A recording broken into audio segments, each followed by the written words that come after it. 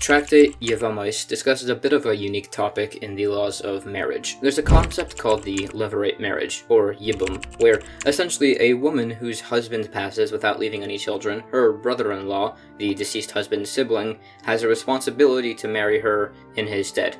If they don't want such a marriage to go through, there's an additional process called chalitza, a ceremony which annuls this bond and allows her to marry whoever she wants. Chapter 1 will begin the discussion of these laws.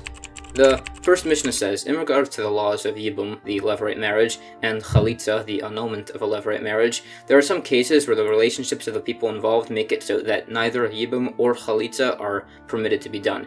If the deceased husband had married his brother's daughter, obviously now the brother is not allowed to perform the Levirate marriage, which would be to his own daughter. If the deceased husband had married his brother's granddaughter, either from his son or daughter, if the deceased brother had married his brother's wife's daughter or granddaughter through son or daughter, if the deceased husband had married his brother's mother-in-law, or his mother-in-law's mother, or his father-in-law's mother, or the deceased husband married his brother's maternal half-sister, or his brother's mother's sister, or his brother's wife's sister, or his brother's maternal stepbrother's wife, or the deceased husband was married, the brother did Yibum, marrying the widow, along with a co-wife, and there's a later born brother, he's now exempt from marrying both of those women, if the older brother also passed, or if the case is that the widow is his daughter-in-law. So, in all of these cases, there's an exemption for Yibum and Chalitza for them, all the wives discussed, and their co-wives, and their co-wives' co-wives. Their co-wives would be permitted to the husband's brother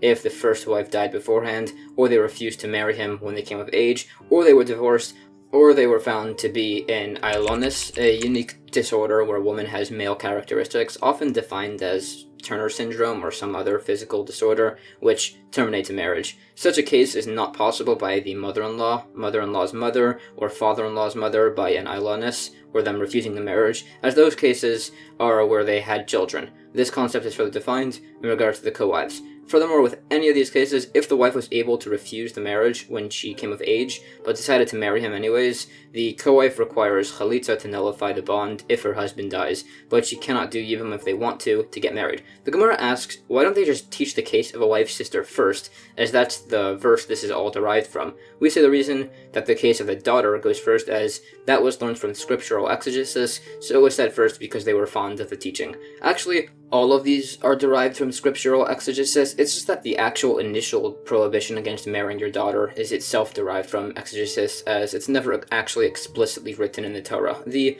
remaining order is by how closely related the individuals are, which is explained.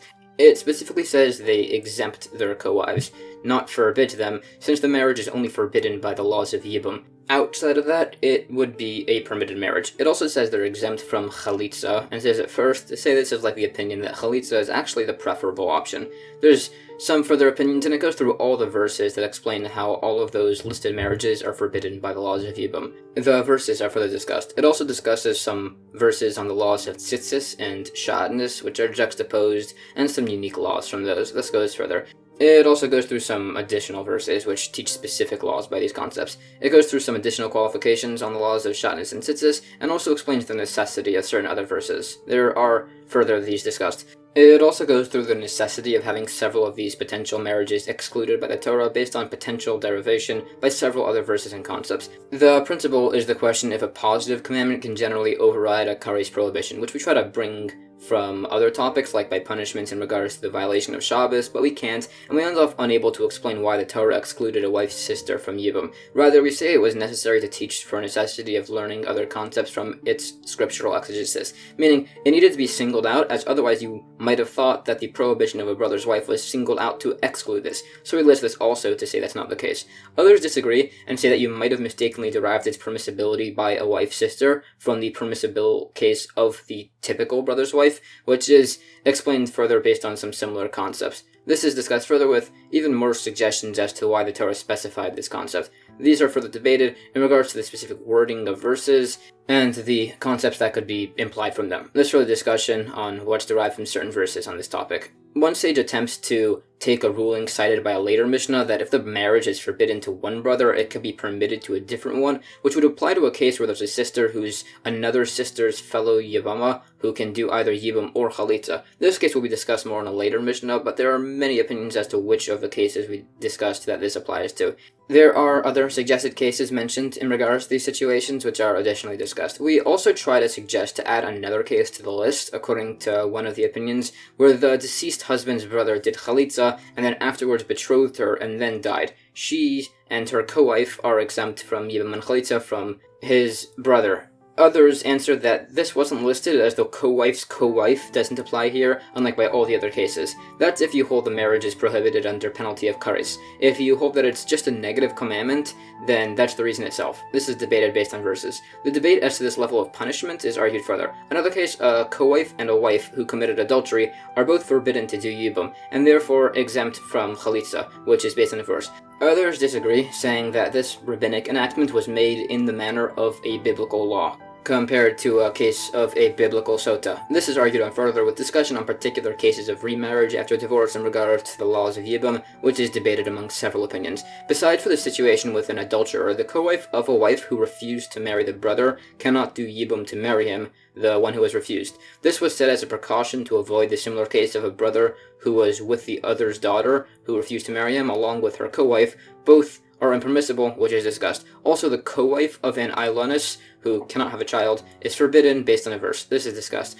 A related point, typically, preventing conception is forbidden by Jewish law. However, there are 3 exceptions to this rule, where women can use a cloth or similar to prevent conception. The first is a minor. Now, it goes without saying that marriage or cohabitation with a minor is very strictly forbidden on many levels in Jewish law. However, it's saying that, God forbid, in the event that a minor is in such a situation, she would be halachically permitted to take any step necessary to prevent conception for the sake of her own health. Other sages say that God will have mercy on her and keep her safe. The next is a pregnant woman who can do this for the safety of her fetus, and the third is a nursing woman, as it could cause issues with her milk. There's debate as to the level of physical development in a girl that constitutes her being a minor, and it says that if a woman gives birth, legally, she's assumed to be beyond these stages, meaning it would never be necessary to check. The remaining points from the Mishnah are qualified along with verses. New Mishnah. Sex relationships by Yibum are stricter than all the ones listed earlier, as they're related paternally.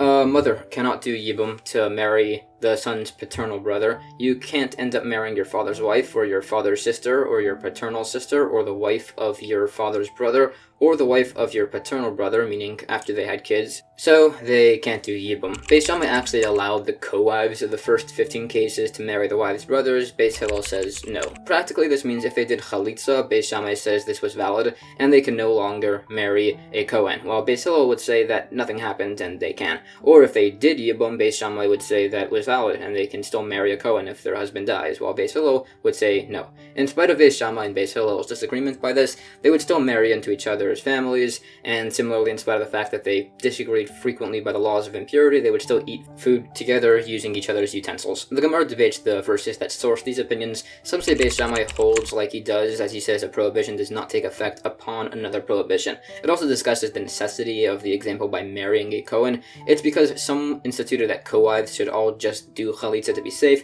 so it specifies this to say that wasn't implemented, hence the different opinions. There's an additional point on the prohibition against creating different factions in regards to the performance of mitzvahs.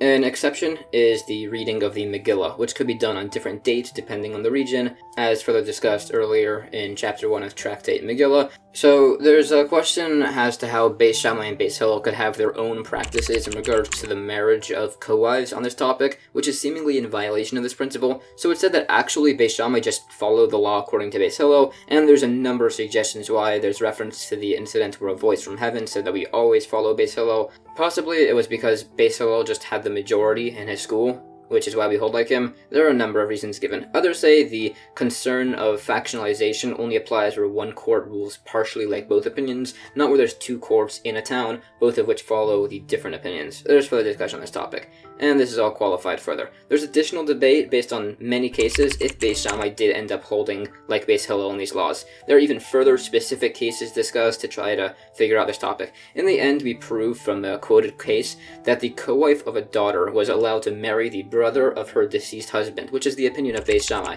implying that they did actually hold like their own opinion. The whole case is further quoted, along with a few additional points, such as which peoples we accepted converts from. Specifically, the Talmudians are not accepted, possibly as they're descended from the slaves of King Solomon, possibly because they're descended from the women who were assaulted during the destruction of the first temple. There are related verses on this discussed, and there are some specific regions and towns mentioned on this topic. And that's the end of chapter 1.